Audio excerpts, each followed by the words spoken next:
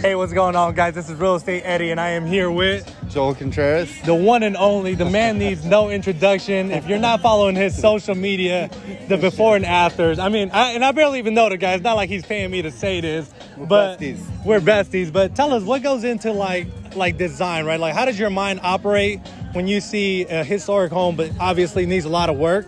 How do you go and say, this is what the house needs, or are you listening to the client, or how does that work? Probably an average between the two. I think my argument would be that if I was gonna get hired to design something, and my clients just said, "Here's money, do whatever you want, and we're coming back in a year," I think they'd really like what I did. Okay. But I also feel like, if I hired someone, I would want them to use my style and do everything the way I wanted them to. So I try to be a hybrid. I also try to be design should be a fun process, not intimidating. And I never wanted anyone to be think of me as that designer that is driving up in a Ferrari that's we're not doing that, we're doing this. I want it to be interactive and stuff. So, but I'll tell you about historic houses. I've always felt different districts should be different with their housing. Coronado is very different than Roosevelt and Willow, and Encano had custom homes, and they had a lot of very ornate houses that were a little bit nobler, kept their history better. Coronado is a lot of workforce housing where you get a lot of stuff's kind of bland and average, or it's been redone 3 or 4 times where you don't feel bad reinventing what that property is. And so to answer your question, I always looked at stuff in Coronado how can I make this neighborhood cooler? How can I use this house to draw people in? Because when I got started doing stuff, no one wanted to live downtown.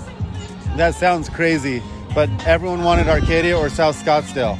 That was in the early 2000s. Yeah. And I always thought, how do we get people here? We need people here, not when the Arcadia Scottsdale didn't need. They had it already, We needed people with money and energy downtown. Love it. Yeah. I guess last question, market predictions. Everybody's talking about the market. It's going to crash. The market's great. Buy, sell.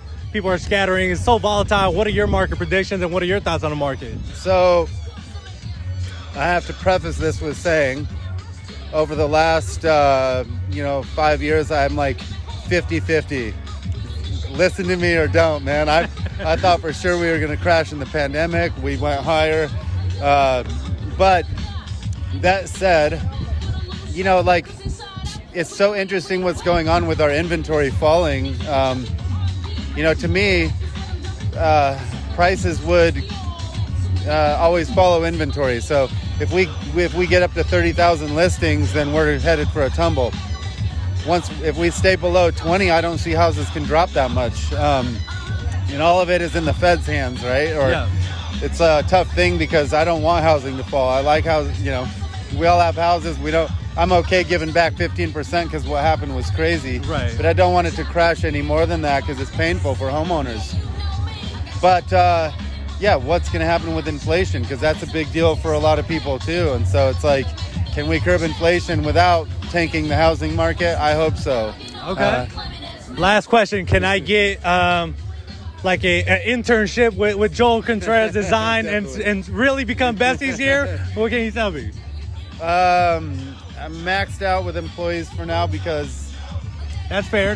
Yeah, because submissions are down this year, We're still rocking and rolling, but if you're serious about it, let's talk end of year. Awesome. I appreciate it, man. Well, here we have it, Joel Contreras.